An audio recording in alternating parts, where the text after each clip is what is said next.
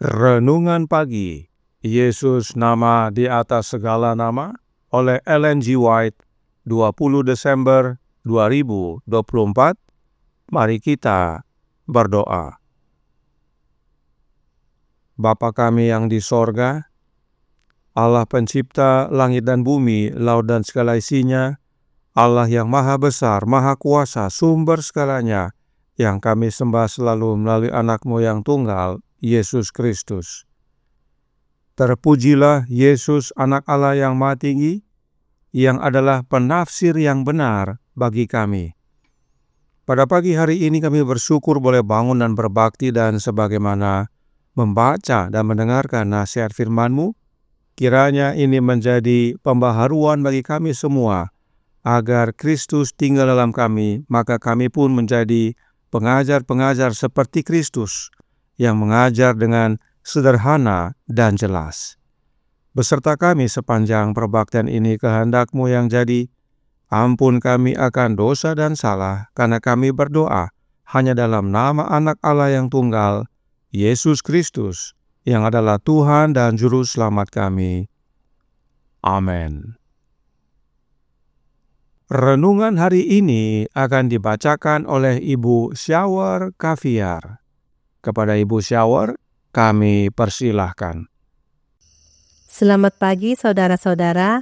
Renungan kita pada hari ini tanggal 20 Desember tahun 2024 berjudul Penafsir yang Benar. Ayatnya terdapat dalam Amsal 30 ayat 5. Semua firman Allah adalah murni. Di luar bangsa Yahudi, ada orang-orang yang menubuatkan kedatangan seorang guru ilahi. Orang-orang ini mencari kebenaran, dan kepada mereka roh inspirasi diberikan. Satu demi satu, seperti bintang-bintang di langit yang gelap, guru-guru seperti itu telah bangkit. Kata-kata nubuat mereka telah menyalakan harapan di hati ribuan orang yang bukan Yahudi. Selama ratusan tahun, kitab suci telah diterjemahkan ke dalam bahasa Yunani, yang kemudian digunakan secara luas di seluruh kekaisaran Romawi. Orang-orang Yahudi tersebar di mana-mana, dan harapan mereka akan kedatangan Mesias sampai batas tertentu juga dimiliki oleh orang-orang bukan Yahudi. Di antara mereka yang oleh orang-orang Yahudi disebut sebagai orang kafir, ada orang-orang yang memiliki pemahaman yang lebih baik tentang nubuat kitab suci mengenai Mesias daripada para guru di Israel. Ada beberapa orang yang mengharapkan kedatangannya sebagai seorang pembebas dari dosa. Para filsuf berusaha untuk mempelajari misteri ekonomi Ibrani. Namun, kefanatikan orang-orang Yahudi menghalangi penyebaran terang tersebut. Karena ingin menjaga pemisahan antara diri mereka dan bangsa-bangsa lain, mereka tidak mau memberikan pengetahuan yang masih mereka miliki mengenai pelayanan simbolis tersebut. Sang penafsir yang benar harus datang. Dia yang digambarkan oleh semua lambang ini harus menjelaskan maknanya. Melalui alam, melalui gambaran dan lambang, melalui para bapa leluhur dan nabi, Allah telah berbicara kepada dunia. Pelajaran harus diberikan kepada manusia dalam bahasa manusia. Utusan perjanjian harus berbicara. Suaranya harus didengar di baitnya sendiri. Kristus harus datang untuk mengucapkan firman yang harus dipahami dengan jelas dan pasti.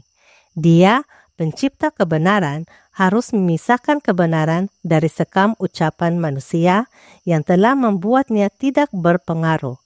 Prinsip-prinsip pemerintahan Allah dan rencana penebusan harus didefinisikan dengan jelas.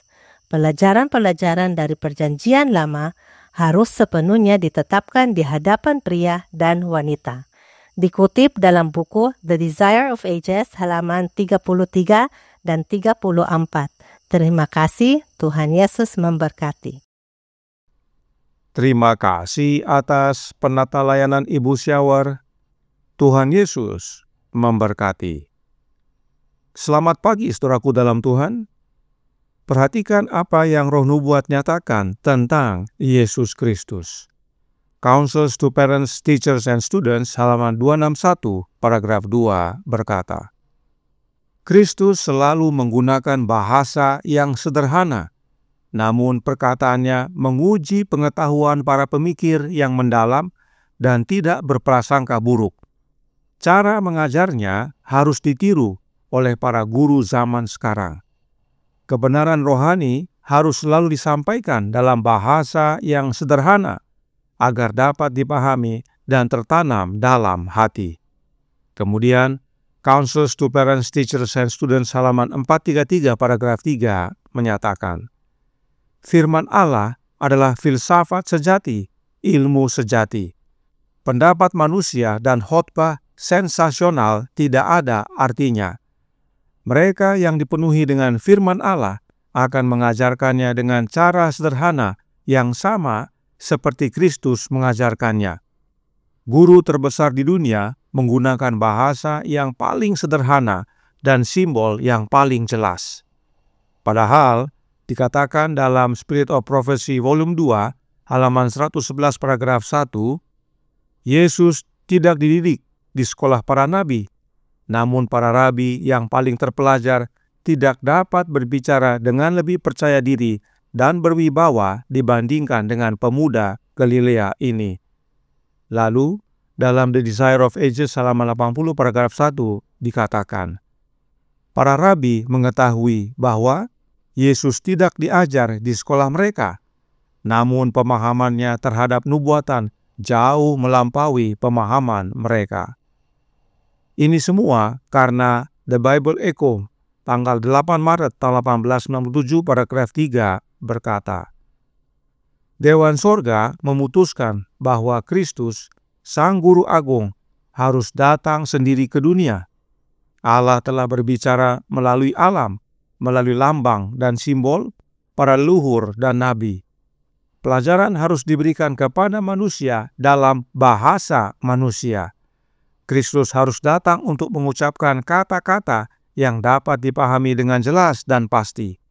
Dia, Sang Pencetus kebenaran, harus memisahkan kebenaran dari sekam ucapan manusia yang telah membuatnya tidak berguna. Itu sebabnya renungan hari ini berkata dalam Jesus Name Above All Names, halaman 372 paragraf 3. Sang penafsir yang benar harus datang. Dia yang digambarkan oleh semua lambang ini harus menjelaskan maknanya. Yesuslah sang penafsir yang benar, yang menyampaikan pelajaran firman Allah kepada manusia dalam bahasa manusia, sehingga dapat dipahami dengan jelas dan pasti. Karena semua firman Allah adalah murni. Amsal 30 ayat 5. Dan karena sederhana, Christian Education halaman 142 paragraf 2 berkata, orang-orang Farisi mengejek Kristus. Mereka mengkritik kesederhanaan bahasanya yang begitu sederhana sehingga anak-anak, orang tua, orang-orang biasa mendengarnya dengan senang hati dan terpesona oleh kata-katanya. Sungguh hal ini sesuatu yang aneh. Yesus mengajar dengan sederhana dan mudah dimengerti oleh anak-anak, orang tua, serta orang biasa, tetapi tidak disukai oleh kaum terpelajar. Bahkan, kaum terpelajar tersebut mengejek dan mengkritik Yesus karena kesederhanaannya.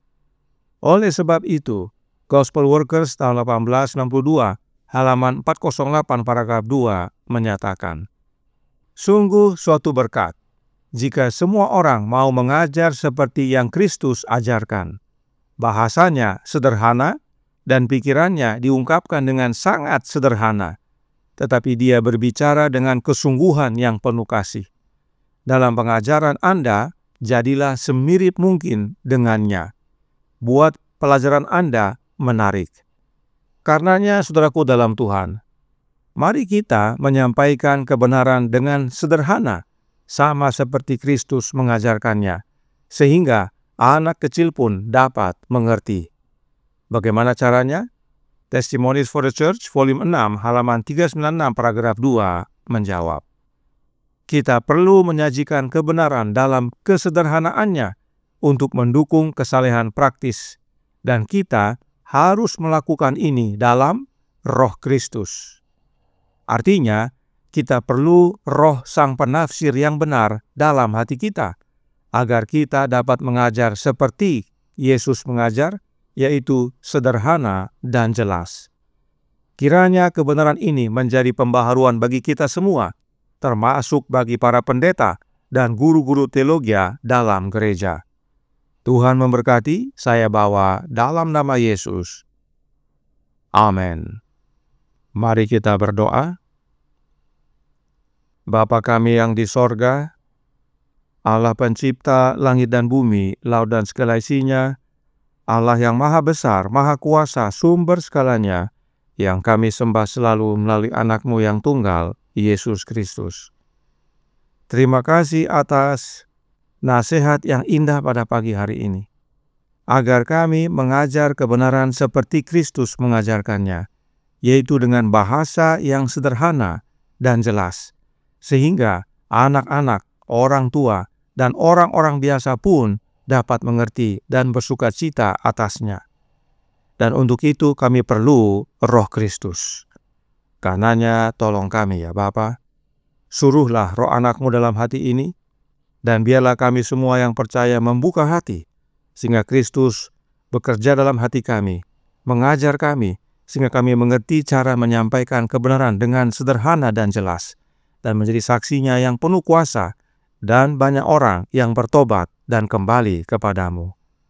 Beserta kami sepanjang hari ini kehendak-Mu yang jadi, ampun kami akan dosa dan salah, karena kami berdoa hanya dalam nama Anak Allah yang tunggal, Yesus Kristus, yang adalah Tuhan dan Juru Selamat kami. Amin.